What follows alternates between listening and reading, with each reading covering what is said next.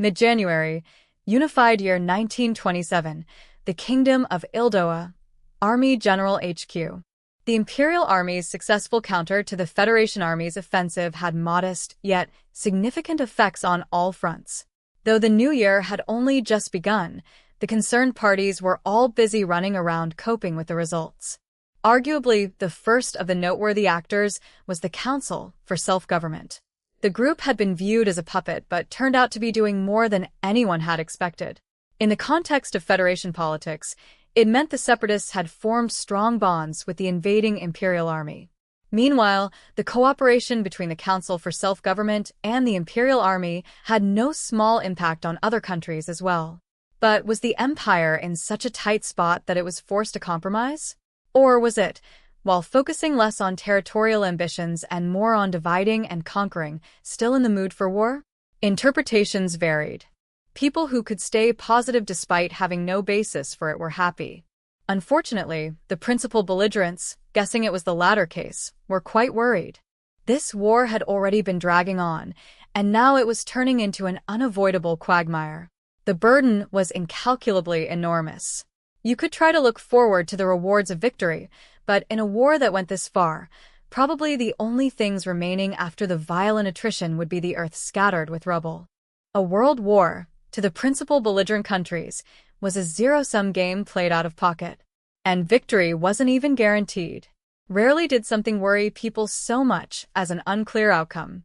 When under those circumstances, the Empire was fanning the separatist flames, you didn't have to be a utilitarian to bemoan the costs of the war. We've hit our limit. It was strange to not hear anyone saying that. Clearly, a limit had to be placed on the mounting losses at some point, and thinking rationally, this was a chance to bargain.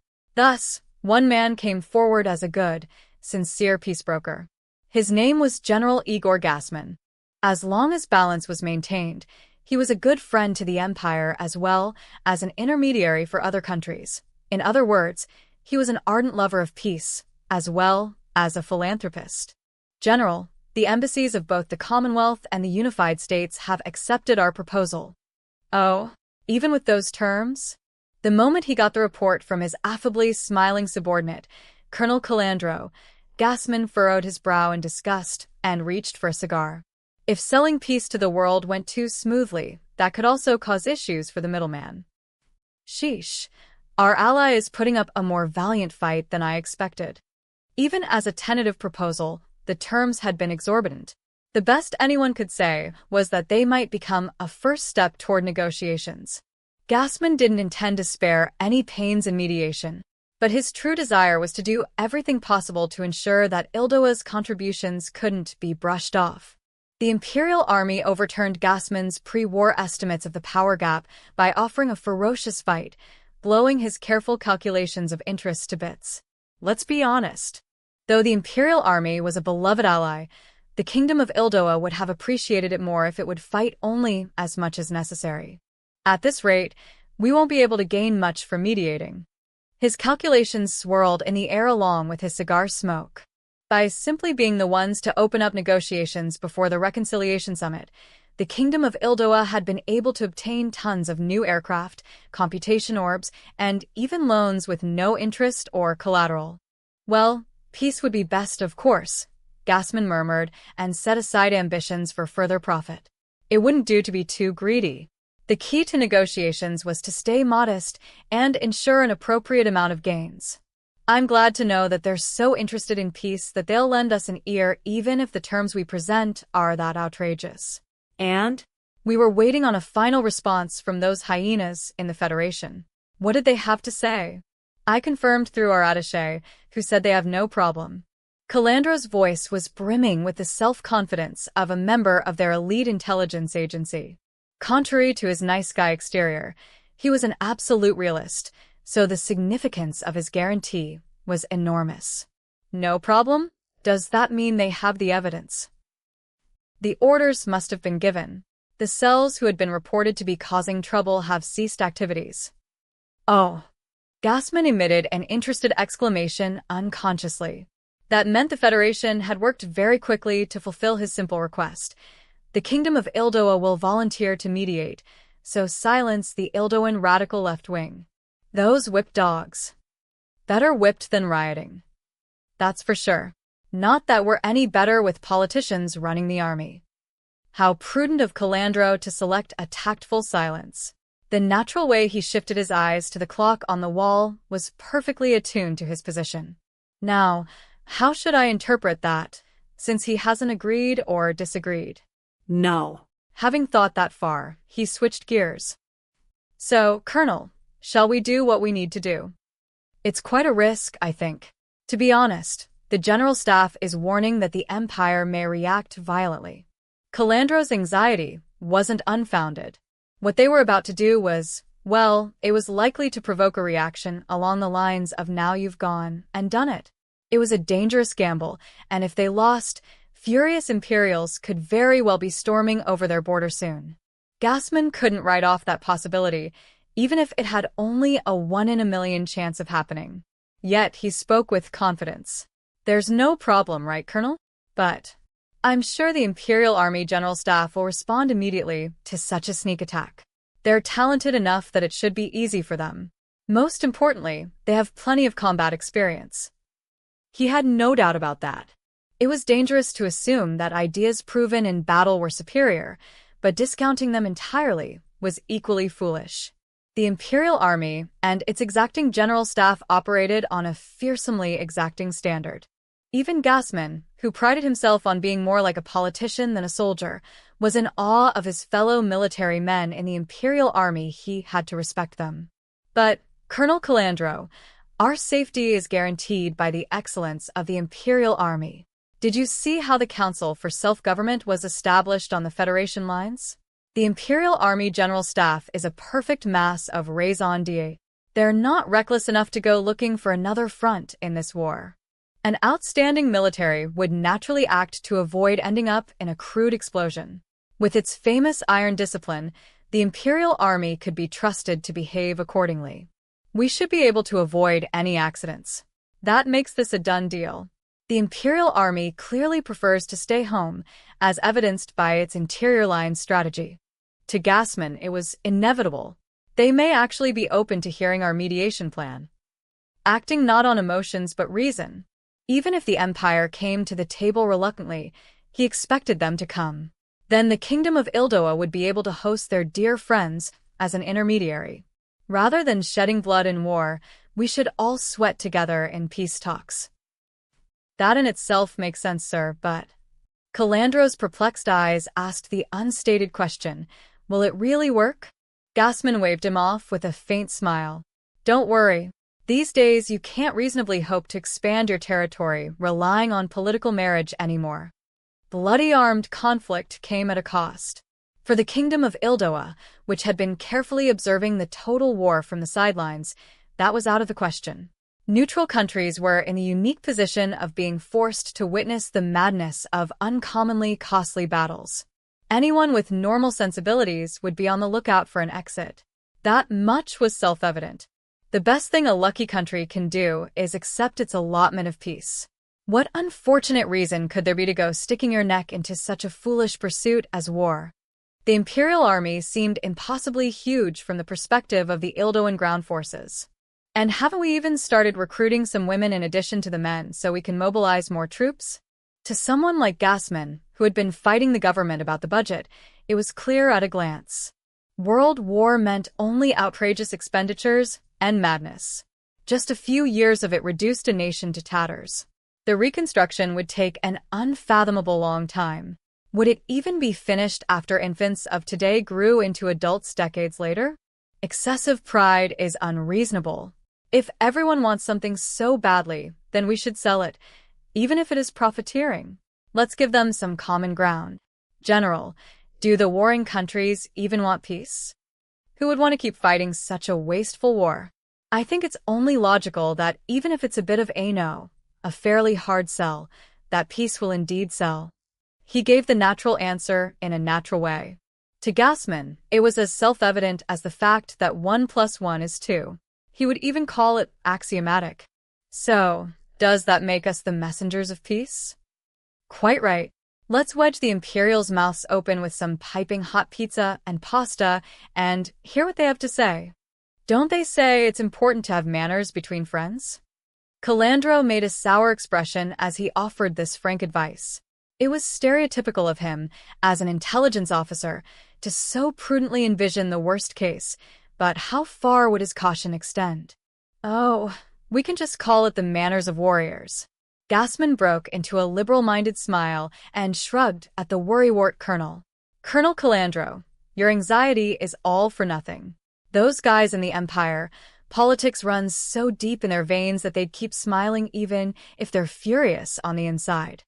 Either way, I'm the one who'll have to deal with them once they're angry. I'll expect great things from your heroic struggle, then. Will that be all? Gassman moved to end their conversation, but he noticed Calandro's gaze still fixed on him, looking worried. You're really against it, huh? May I ask you something, as an intelligence officer? Of course. Gassman nodded generously. Looking at him questioningly, Calandro must have hesitated for just a brief time. His eyes glanced away momentarily before he spoke. To tell the truth. Yes, to tell you the truth. I have to wonder if you're provoking the Empire on purpose. His anxiety seeped into his hard voice. I'm holding the lives of the troops in my hands, so please answer this properly for me. His tone was earnest. Though Calandro was an intelligence officer with a desk job in the rear, he was a man who knew combat. Gassman's only response was to smile wryly as he answered, Sheesh, what little trust you have in me. I don't deny that this project of mine will stir things up, but, regardless, it won't come to war. It was true that his plan of carrying out unscheduled field maneuvers on a large scale with the troops urgently mobilized at the ILDOA Empire border was an extreme move. Shall I tell you why before you ask? Calandro wasn't the only one shooting him skeptical looks. Mobilizing when the Empire needed every man it could get while its entire army was swamped in a battle of attrition on the Eastern Front would be provocative, even with the most generous estimation, to the point that General Calderoni and other commanders long stationed on the border with the Empire were making noise about it. Neither we nor the Empire wants to fight. So, why would there be war? To cut to the chase, this will only be a demonstration.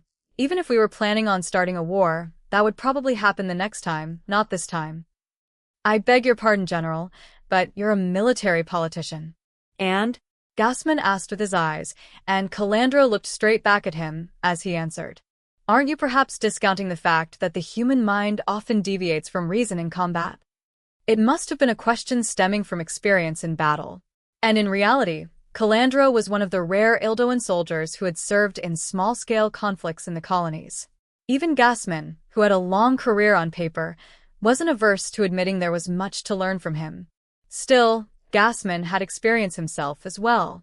He saw himself as an old warrior who had taken up arms and fought in the colonies during his younger days. Though he had gone on to pursue a career in administration, he clearly styled himself as a soldier whose heart would always be on the battlefield.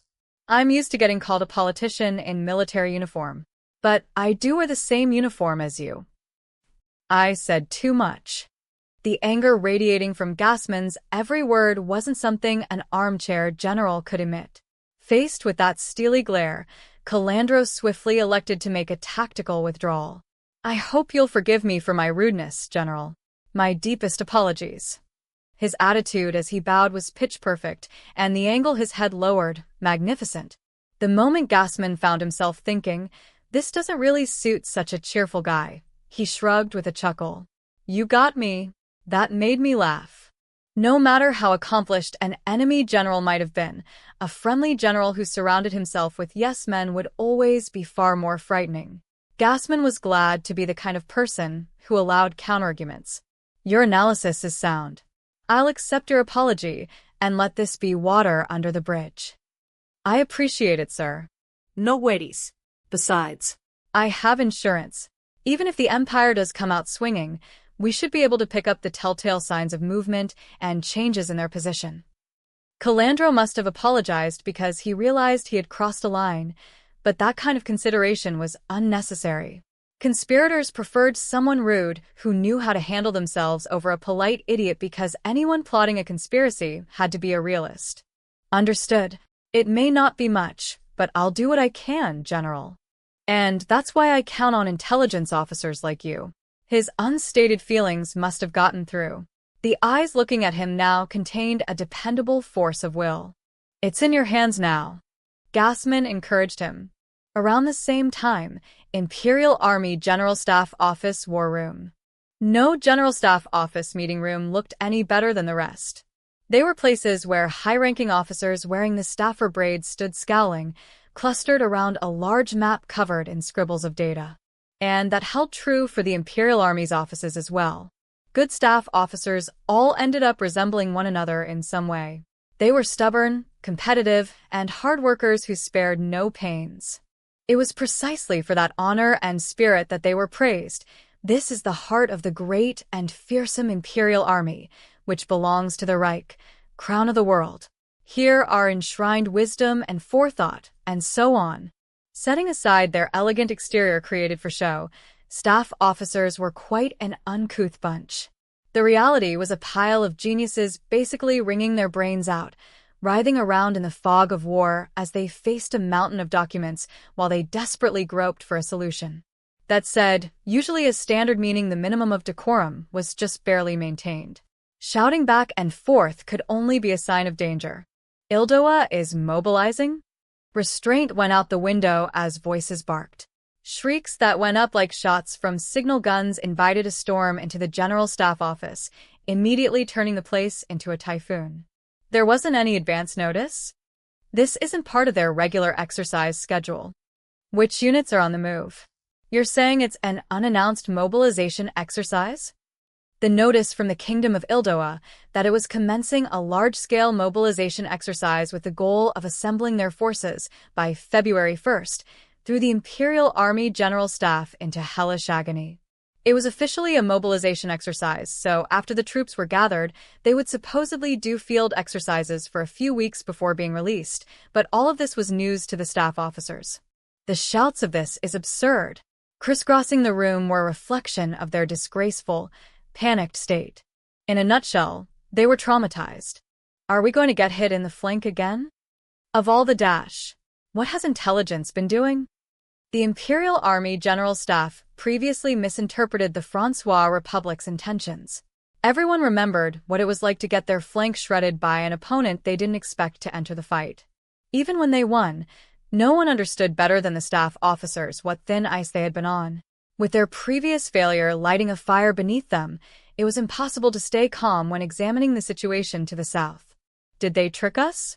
The staffers did have a sense that they were focusing too much on the east, leading them to get the worst sort of premonitions in the backs of their minds, like conspiracy theories, and that scared them even more, so it turned into a vicious cycle.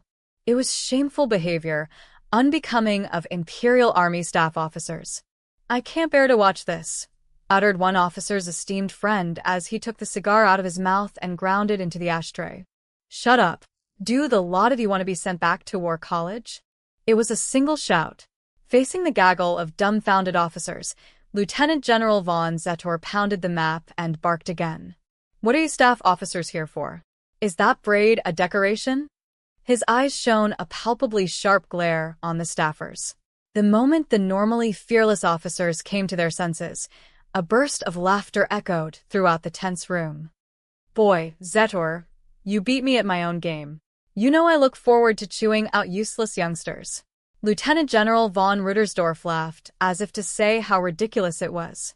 But though his tone was gentle, his words were harsh. "Now then, it's time for work. Let's include the ILDOAN Army's movements in our assessments of their situation and see what's what." Having said that much, he suddenly seemed to notice something. "So, why don't we have any intel on the situation?" With that one comment, the operations staffers finally began to move. Once they had been told what to do, the training hammered into their brains kicked in, enabling them to fulfill their duties. "We're extracting our officer ASAP. The leader of the ILDOAN Army is General Igor Gassman." "General Gassman? Not General Calderoni from the northern area?" The personnel choice caused both Zetor and Ruddersdorf to question the reasoning. The name was unfamiliar enough that a few people chimed in with questions, confused. Those in the field of operations probably hadn't ever heard of the man. Rudersdorf cocked his head with a huh, and he was only the first in a line of confused expressions. But of course they had never heard of him. Even Zetor couldn't recall the name immediately. After rummaging in his memories, the guy he finally came up with seemed less like a soldier and more like a politician who had merely donned a uniform. If I remember correctly, General Igor Gassman is part of the administration. He served mostly at ILDOA Central Command and has barely been out in the field at all, right? Correct, sir. This general was such an inconspicuous figure that until the officer riffling through documents confirmed his existence, Zetor wasn't even sure he was real. Some soldiers were like that. The sort that were adept at running a tight ship internally, more suited to administrative work than battle. The fact that they lacked information about him, even though he was a general from the army of an allied country, was headache-inducing. And if not even the specialists in the rear, like Zetor, could recall him immediately, that was even worse. Let's make sure to get some material on General Gassman later. Speaking for operations, I'd like to know the chain of command of the mobilized ILDOAN forces. Zetor had been sinking into thought, but he snapped back to the present at the sound of Rudersdorf's voice. That was the decisiveness befitting a member of operations, Zetor supposed. That approach of doing whatever possible with what they knew at the moment was the continuation of a fine tradition emphasizing flexible handling of any situation. Will this General Gassman be leading the troops himself? Or will General Calderoni on the ground there direct the exercises? According to the detailed report, General Calderoni has been tapped as chief aide-de-camp and appointed a senator, so he's been summoned to the Senate. Go on. Rudersdorf nodded, and the officers from operations gave briefly summarized reports. It seems that this time General Gassman, who was appointed as the general director of the exercises, will be conducting an inspection himself. Apparently, they would also like to invite allied officers to attend via our attaché in ILDOA.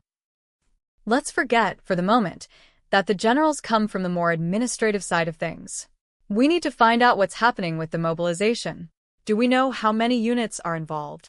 Yes, here you go. Finally, the printout came around.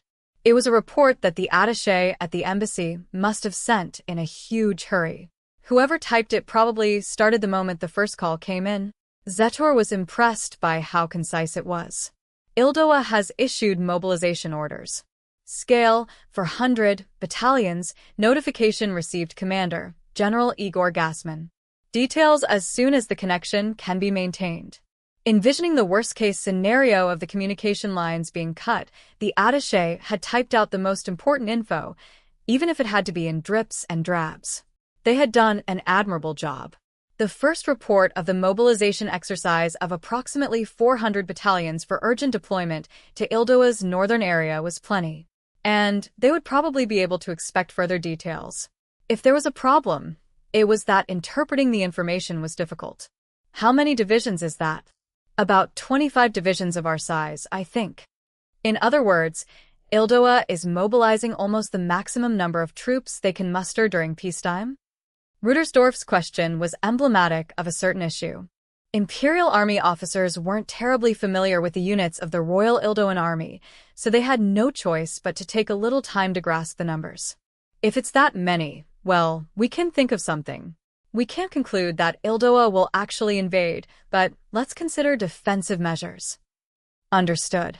As an operations specialist, you would probably consider how to react based on that judgment. That was fine and well, but there was no need to limit themselves to crisis management. Zetor chimed in out of a sense of duty. Try making a request to ILDOA asking that they cancel it. I doubt they actually will, but we need to object, if only as a formality. Make sure the text is impeccably calm and courteous. Actually, he paused to twist his mouth into a bit of a sneer. Feigned politeness is fine. Emphasize the friendship and camaraderie between the two countries. Yes, sir. The staffers nodded, and he knew there wouldn't be any issues if he left it to them. It was important to protest up front. Even if the objection didn't change anything, they would go on record as having made it. At least one simple problem had been solved. The real issue was what to do in a worst-case scenario. I think we should alert the Southern Army Group and the Southern Continent Expeditionary Army Corps at once. An operations officer was making a defensive proposal. It wasn't a bad idea, but there was one thing Zetor didn't like about it. For some reason, he started to think, but then his mind was occupied by the Kingdom of ILDOA's principal geopolitical feature. Their military was an equal balance of army and navy. To put it another way, this wasn't a country that could fight with its army alone. If it really meant to go to war, it would be gathering its main forces, including the naval fleet. If they were truly intending to fight, that would be a matter of course. What's ILDOA's navy doing? I want to know where their capital ships are. He tried to ask with as much composure as possible, but the significance of the question was enormous. No sign of them massing. Also, no changes to the regularly scheduled exercises. Our naval forces are also hurrying to confirm this, but we haven't seen any transfers that would indicate any imminent combat maneuvers. The moment the officers in charge of naval intelligence gave their reports in even tones, Zetor was able to release the tension in his shoulders. The relief was practically indescribable. At the very least, from what he could tell, it didn't seem like ILDOA intended to start a fight. As far as the fleet movements had been confirmed, they seemed to be scattered in territorial waters or on convoy duty in a peacetime or neutral stance. The chances that the Kingdom of ILDOA would come out swinging with the soldiers it had mobilized were next to none. Even so, Zetor asked another question to make extra sure. How are pharmaceutical company stocks? No major fluctuations have been detected in ILDOA. That's strange, thought Zetor with a doubtful look on his face. A large-scale mobilization was usually accompanied by a spike in medicine consumption. Modern warfare entailed a huge waste of human life. In order to minimize that waste as much as possible, it was necessary to prepare a stock of all sorts of medical products. Much like ammunition, if medical supplies didn't make it to the battlefield in time, they were useless. Check in the United States and other third-party countries right away. They could be importing. Right away, sir. Even if it wasn't a real invasion but merely a bluff, or perhaps precisely because it was a bluff, it was common to buy a large amount of medical products to stockpile as part of the ruse. I just don't know what to think, was Zetor's honest take on the matter. If the major pharmaceutical companies in the Kingdom of ILDOA weren't experiencing high demand, then was the country procuring supplies in secret? If they were cooperating with another party so deeply that it made such a deal possible, then ILDOA could grow into a threat in the long run. Report back as soon as you find out. I don't care what time it is, Zetor told his subordinate, and then fell silent. Even if he was interested in the stock prices as supplementary information, he knew that the intel they had was enough to interpret the most pressing matters. Military affairs could never be free of logistics. Any army that didn't take logistical issues into consideration was an army that its supply team would give up on. If Zetor ever had to be a general of an organization like that, the unbearable shame would surely drive him to bite a gun barrel. But I guess the conclusion doesn't change. As a hard-boiled realist, upon considering several different possible motives for ILDOA's abrupt exercises, Zetor decided they were intended to be a demonstration. Though he didn't realize it at the time, he had interpreted the kingdom's actions almost exactly as Gassman hoped the Empire would. It's most likely exercises, as we've been told, he said with purpose, but we can't simply stand by and watch. It's a tricky situation. It sure is. The pair exchanged tired smiles. Rudersdorf, who had chimed in, seemed to grasp the nature of the problem. Ultimately, it wasn't an issue of whether the Kingdom of ILDOA meant to invade or not. They had demonstrated quite clearly that their forces were capable of it. That was enough for Zetor's brain, trained to act with the worst scenario in mind, to sound the alarm. ILDOA is a potential threat, and potential threats had to be prepared for. This simple conclusion just seemed so ridiculous. While hoping that the defense units they stationed in the south would end up doing nothing, it would probably still be necessary to draw troops off from the shattered remains of the great army deployed in the east. The outlook on the war with the Federation would require substantial revisions. When he glanced at the operations man, Rudersdorf's red face was practically exploding. He seemed to be struggling to suppress his anger. If we can stick it to those macaroni bastards, I don't care what it costs. If they had been at dinner, Rudolf probably would have been stabbing his fork into his pasta, even if it was poor manners. His angry, hostile outburst was a straightforward expression of the general mood in the office. I agree completely. Allow me to point out something wonderful, Zetor replied in spite of himself. What's that? Those dear macaroni bastards are our precious allies. And if I may add one more thing, they're our friends who control the supply lines to the Southern Continent Expeditionary Army Corps. He continued, do you understand? Knowing how obvious it was. He still had to say it. At least formally, they're a wonderful allied army. It wasn't hard to memorize things he didn't believe. Zetor modestly offered his opinion. For now, that is, and I think it would be logical, militarily, to hope that they continue to be. Considering the strategic environment, we have no choice. The Empire's situation was, in a word, a deadlock. It wasn't supposed to be this way. Everyone groaned. Everything that happened leading up to the war had been a series of unexpected events. Theoretically, there should have been a way out of the encirclement. It was possible that the Empire could break out by smashing the Entente alliance to the north and Dacia to the south. But did their victories on either of those fronts accomplish anything? The answer to this rhetorical question was clear. They had plunged into all-out war, but what was the result? It hadn't contributed one bit to the improvement of their national security like they had anticipated with their existing theories. The best thing to do at this point was to not make any more enemies. Putting our personal tastes aside, I really have to wonder whether squashing those flies down south might not just be all pain and no gain. Wouldn't it be worth the effort to protect our tender nether regions? It's true that we have to do something if they were aiming for that, but Zetor made an honest admission of his feelings before the other staff officers. If they're not going to start a fight of their own accord, then it's less costly for us to simply leave them alone. I don't want to get buried in more occupation admin work. And I'd like to avoid tying troops down defending even more captured territory. It was precisely because he was the head of the service corps, which was treated like a bunch of gophers, that he had to bring up this reality despite knowing his counterpart in operations wouldn't like it. The burden of occupied territory put a strain on the Imperial Army's administrative arm. Occupying land meant stationing soldiers on it, taking troops who could be used on campaigns, and instead scattering them across former enemy territory was as good as taking them out of the action. The bottom line is that this will inevitably turn into a quagmire if we gain more territory with no peace. The Imperial Army didn't have infinite soldiers.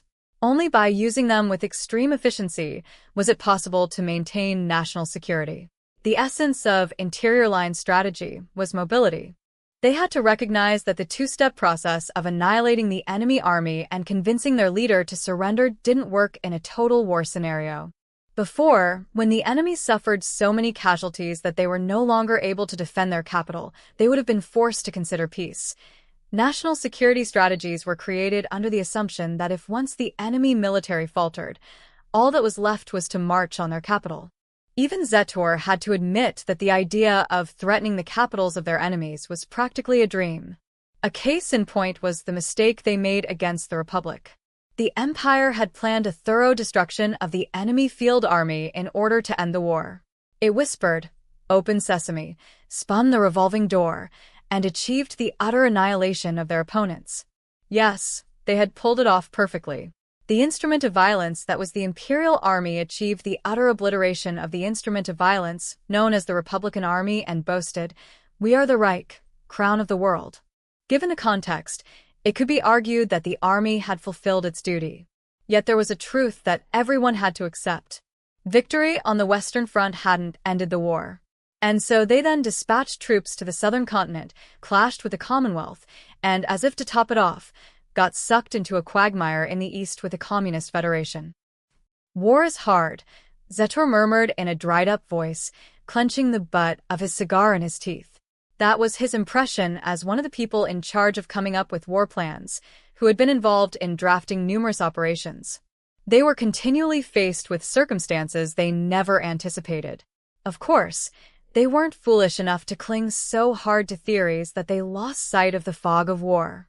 But Zetor, a veteran general of the Imperial Army, was confused.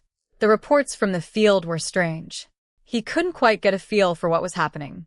That's an awfully trite conclusion to reach after piling up so many corpses and blowing through our nation's budget.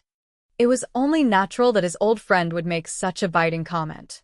Zetor couldn't deny the accusation. He straightened up a bit and remarked solemnly, "The truth is often unremarkable. For example, Rudersdorf, you make too little of thought and contemplation. Even a commonplace phrase can hold deeper meaning. Human beings aren't perfect. Having participated in war, at times observing, at times leading, Zetor had reached that commonplace conclusion. This isn't a circular argument, that's just how people are. We can't fall into the trap of idealism, wishing for how we think things should be, but rather we must look at reality, see them for what they are." Someone like a devout preacher might crow that God had great intentions for every premise given to humans, but Zetor thought that was laughably absurd. "This is pitiful even for me," he thought as he spoke in an aggravated tone. "It's impossible to put too much faith in intellect and reason. We have to think with that premise in mind." It irritated him that the people around him were nodding. Oh, it's contradictory if I do say so myself, he felt like scoffing. Luckily, it should probably be said, his time for dwelling on that went out the window when his esteemed friend asked a question. "General von Zetor, it's a bit much, but I'd like to ask a favor of you." "Which is?" "Could you reserve a case of cigars for me? There are so many leeches lately. They pester me on the front lines when I'm observing. I can't stand it." "You mean you want to burn the bloodsuckers to death?" "Well, I get the feeling, but—" "I understand that you're stressed." Zetor winced. There may have been a lull in the east, but there was no telling what would happen with the mobilization at the border with ILDOA. It was like the kingdom of ILDOA had stabbed them in the back. It was only natural that operations had been thrown into confusion. Zetor understood so well, it made him sick. "Unfortunately, I'm turning down your request. Make do with this." Zetor tossed him a cigar, then lit his own and puffed a couple of times. "We need to look at things from multiple angles. Even your leeches. For example, in the field of medicine, there are ways to make good use of leeches. Didn't you know that? You can use those things?" Zetor responded to his skepticism firmly. "There is such a thing as medicinal leeches. So, even bloodsucking has its uses." "You're saying to let them suck my lifeblood? I heard that sometimes that's the way to get healthy." He spoke a little forcefully, and the other man understood. "Well, the more you know. You have my thanks. If it's not too much trouble, I'd like to ask you one more thing." "Anything at all." "Are people actually happy to be treated with leeches?" That's one thing I can't say for sure. I'm a career soldier, as you see. I know nothing about medicine." It was a roundabout way to refuse to comment. Zetor didn't need Rittersdorf to point that out to him. He'd been mulling it over himself for some time now. Honestly, there were probably no living things who would be happy to have their blood sucked. He didn't even need to ask himself whether public opinion in the Empire would welcome this move from ILDOA. "Then I really would like you to have a cigar ready. Let's make plans to consider it later." Having just barely made it through the conversation, they both sighed. Strategic plotting against ILDOA was a political taboo for the Imperial Army. Of course, in terms of a plan itself, they did have one. Steps for opening hostilities, victory, and peace via border defense reinforced by the Great Army. In other words, an interior line strategy. With its head stuck in the vexing swamp of the East, the Empire had no hope of carrying out such a thing. It was terribly likely that it was necessary to consider a just-in-case scenario. So, which units should we recall? I've already identified which of the units scattered in every direction can be moved. This is it. Rudersdorf complained with a glance at the estimate, and Zetor shrugged. "You know, most of our combat units were sent to the east. The tactical forces are your jurisdiction, so you must already understand. It's not enough, it's not anywhere near enough. Please do something. Do you flee the scene of a fire just because there aren't enough firefighters? Things are finite. It's a fact of life. It's not possible to get something from nothing, but they also wouldn't get anywhere unless they had something to work with." Zetor and Rudersdorf's testy conversation made their task terribly clear. "I can't take responsibility for the defense of the southern border like this. It might be better to just pull troops from the southern continent." and let the Free Republic have its way? Do you have any idea how many weapons will find their way into the partisans' hands if we do that? Then it's simple. Give me troops, Zetor. They were going in circles. They were both quite aware that their respective positions were unreasonable. 4 top officers inhabiting the General Staff Office, this conversation was incredibly basic. You could even say it was lacking in intelligence. But Zetor had to respond. He had to. We already drafted any young people we could mobilize early. Or, are you saying we should call up another year ahead of time? 17-year-old draftees. What splendid youthfulness they'll bring. You have me send in troops that green? That would be plenty if you want to show the world the extent of our ineptitude. Zetor spat self-deprecating remarks, and Ruttersdorf had to sigh and discuss their resource situation was getting that desperate. The Imperial Army had no reserves to rely on. What little population of working age available to call upon had already been sent into industry or onto the battlefield. They were wringing out any manpower they could. They couldn't meet ends even when they mobilized the young people ahead of schedule. The Imperial Army couldn't avoid its shortage of soldiers, a physical limit. Griping is pointless. Let's turn our attention back to work. How irritating this is. Ruttersdorf grumbled and then said, General von Zetor, treat this as an official inquiry. If you were going to draw troops off, where would you take them from? I'd like to deny it, but there's probably no choice but the East. What makes you say that? We just fought off their limited offensive. That's more than enough for a while. Optimistically speaking, we should be able to expect a lull in the fighting. So the risk to the East is within acceptable bounds. When the operations man began to grumble, Zetor cut him off and offered his opinion, well aware it was only a tentative idea. I can't give you what I don't have, but if operations can accept the risk in the East, I think we could make it work. And I could take a handful from the Dacia and Norden fronts. There's also the Eastern units resting after rotating off the front line. How about sending them down to the south? If they bent over backward a little bit, this plan to station troops defensively was doable. Having grasped the operations man's paradigm, Zetor planned to push through a plan that entailed minimal overexertion. The staff officer Zetor's judgment was sound on the whole, but apparently Ruttersdorf still felt something was missing. A delaying defense would be possible like that, but it'd be great to have some mobile reserves. I've already offered you all I can. The best I could do for mobile reserves is a newly formed brigade or maybe a division. That won't cut it. This is for fighting fires. The existence of backup fighting power makes a huge difference. Ruttersdorf was stubborn as he demanded troops with his eyes. Cough them up. Perhaps it would be proper to praise his strong will. Or perhaps his lack of cooperation should be lamented. But anyone who could confidently declare exactly what they needed would be able to avoid the folly of holding back and then heading off on a mission they had no hope of accomplishing. Let's quit beating around the bush. What do you want? In all truth, when a request was believable in its necessity, Zetor had no choice but to compromise. Give me your Salamander Kampfgruppe. Nein, no, nicht. That about does it, I think. I'm sure you could give it to me. Zetor wasn't one to put up with such brusque requests. That said, it was only because he and Ruttersdorf were old friends that restraint could be cast off so completely. Do you have a reason why? I heard they were being treated like guests in the East since they're directly under our jurisdiction.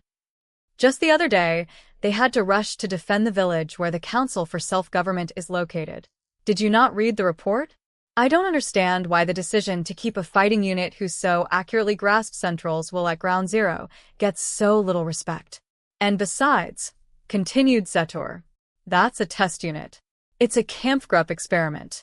I'm fairly certain employing it in the East is best. If you threw a research model or a prototype into an actual battle before properly testing it just because it was performing well and busted it up, what were you left with? I don't deny that, but operations would like to hear from some people with experience on the front lines out there. It would be a good opportunity to learn what it's really like in the field as a Kampfgruppe. That's a great excuse, but Zetor sighed. Lately, his rate of sighs and complaints had gone up again to the point that he couldn't help but notice it with irritation. You just don't want to have to apologize to the guys in the East as much. You're not wrong. You operations bastards How much easier it would be if he could just say that. These guys were always taking the initiative to think from someone else's point of view and then doing exactly what they wouldn't like. It was exceedingly frustrating for Zetor to not know whether to praise Ruttersdorf as the manifestation of the ideal staff officer or honestly lament what a pain in the ass he was. I'm warning you in advance that depending on the situation, I'll transfer them as needed. And if they are returned under that condition, they'll serve as strategic reserves again. All right, it's a deal. Ruttersdorf responded instantaneously. That means 18 divisions and an armor division, plus 2 units of mobile reserves. Add that to the Southern Army Group's border patrol, and we have the minimum of what we need. Ruttersdorf must have been truly worried. His relief was genuine as he uttered a sheesh and let his shoulders drop.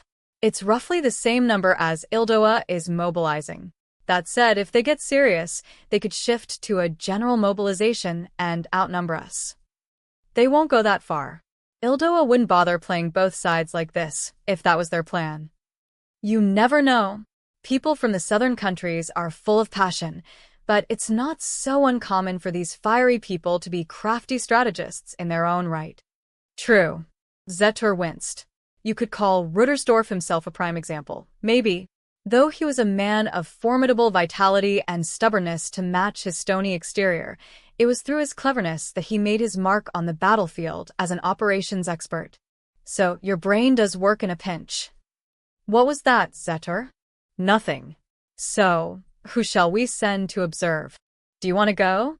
Though it was for only a moment, saying he wasn't tempted would have been a lie. Zetor had a lot of experience in the field of operations, too, so there was no way the thought of marching into a potential enemy's territory and checking things out didn't make him curious. He was also confident that he could get an understanding of the situation. Even an objective appraisal would say he could do a great job if he went. But Zetor unhesitatingly dismissed the temptation from his mind. I can't abandon my duties regarding the reassignment of troops from the east and domestic negotiations. We're still making adjustments in the manufacturing plan. Being an unsung hero meant dull, unending work that no one would really notice. Slacking off at the top wouldn't be a good example for their subordinates. The spirit of a commander leading from the front was a constant. It held true both in the field and in the rear. The last thing he wanted to do was be counted among those fools who thought being a commander meant kicking back. What about you, Ruttersdorf? I'll have to leave my pasta-eating, sightseeing trip for another time, though I'm curious about what sorts of exercises the Ildoan army will get up to. Me too. Zetor nodded and suggested an alternative. Then we'll just have to choose some elites. My people will send a team. Northern Ildoa is a mountainous region. I just figure they could learn a lot about operating deep in the mountains from our ally. It would be instructive in not only a purely tactical sense but also in terms of military geography. Their ally was kindly inviting them to the exercises. Dispatching a studious group of officers would surely be handy later. I agree. From operations, I'll send Colonel von Lergen. I'm sure he'll see what there is to see. What about his work in operations? That's no problem. It's about time for him to become a regimental commander anyhow. I feel like I have to say, under these circumstances, you're right, but, well, this is a good chance for him. Zetor murmured and shook his head.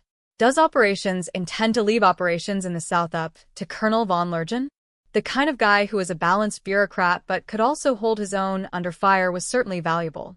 All right, gentlemen, make it happen. Late January, Unified Year 1927, Imperial Army's frontline area in the east, Salamander KAMPFGRUPPE'S garrison. We're being reassigned to the capital? Aware of how foolish she sounds, Lieutenant Colonel Tanya von de Geerchaff reread the General Staff's orders. Since her unit serves directly under the General Staff, it's not that surprising to get a sudden notification like this. She's well aware that they can circumvent the regional army group's headquarters to redeploy the unit. The issue is the destination. They're going from the front line to a staging area built around a railroad station near the capital. It's actually so close to the capital, you can say they're being transferred to a garrison near Barun. Was this message decoded correctly? It's no surprise they wonder if there was some mistake. Even the guys who weren't normally skeptical had to be suspicious. Tanya gets the signaler to make sure there aren't any decoding errors, but it's a waste of effort. There are no mistakes on their end. The duty officer wondered the same thing as Tanya. They say the message was double-checked before they even brought it to her. So Tanya acts as though the orders she has are real. She summons the chief officers of the Kampfgruppe. It doesn't take long for them to assemble, and she relays the orders. The looks on the older hands' faces say it's hard for them to believe, but she thrusts the truth at them with instructions to pull back. Before long, word arrives that the Eastern Army Group has a train for them, and things are busy. This is the second time they've managed to escape the quagmire of the East. Tanya had braced herself for a bunch of unpleasantness, but the contact they receive is kept so businesslike, she's caught off guard. Not that businesslike is a bad thing. In fact, she prefers it that way. Colonel, is something wrong? No, I'm glad we aren't having any issues.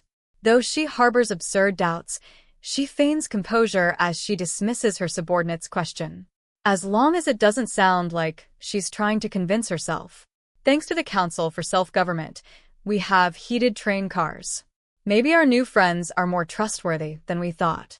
If the Imperial Army can use the Federation's standard rail network, that's great news for its strategic mobility. It's pretty obvious, but the cars are fit for the climate here, too. We can expect better insulation and cold-proofing than in Imperial trains. Best of all, our risk of being attacked by partisans will drop. Improved safety and security on the road will do a lot to decrease the strategic burden. As a commander in the field, it's a relief to hear. Praise be to Zetor and his great idea to wash his hands of administration in the occupied territories and allow the separatists to establish their own puppet-like government. Tanya shakes her head, and having quickly reviewed what needs to be done, she gives orders. Where's my runner? Here, ma'am. Tell Lieutenant Tosban to start moving the infantry. Yes, ma'am. He races off, the very definition of nimble. Watching the young orderly go, Tanya murmurs to herself, I don't get it. What are the higher-ups thinking? Despite the bitter cold, the Salamander Kampfgruppe is surviving the winter. The infantry have gotten used to the freezing east and the snowdrifts. If need be, they can play tag with Federation ski commandos. They've adapted, and you could even say they now have perfect control over the battlefield environment. The road to get here was long indeed. Making arrangements for cold weather gear, paying attention to our nutrition, just barely getting the supplies we need, it was a difficult period. At the end of a great deal of toil and strife, we finally had the necessary equipment. We no longer have to worry about socks. And it's not only the gear that improved what's inside did, too. Even Lieutenant Tosban, whom I considered emblematic of utter uselessness, is no exception. Even with that thick skull of his, he's managed to improve when it comes to routine work. All the officers have been infused anew with camaraderie, which is why Lieutenant Colonel Tanya von de Geerchaff has to wonder. Considering the current situation in the East, there is leeway to call us back for reassignment. I understand that it's possible. But what's the reason? What would cause them to pull us out? The Salamander Kampfgruppe is the strategic reserve that has kept its energy up the best. We're first-string fighters. You could even call us a precious asset. I could understand if we were being deployed urgently to the east, but why would we be rushed away? We only just repelled the Federation's limited offensive. Honestly, I never imagined we would be pulled out now. The battle lines are still unstable. Though things are calming down in the rear regions, the Federation Army's infiltration raids never end.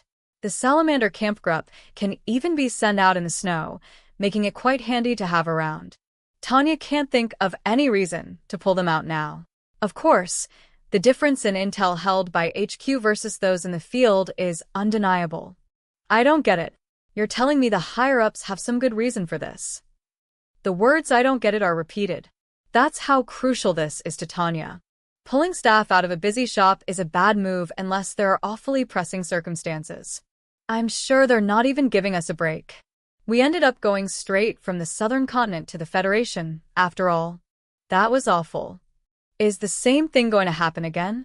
Either way, we should be prepared to not get a proper rest. Going and expecting the worst is probably slightly better for your mental health. Supposedly, they want to talk to us. Is it really okay to believe that we'll only be ordered to serve as the opposing force in military exercises?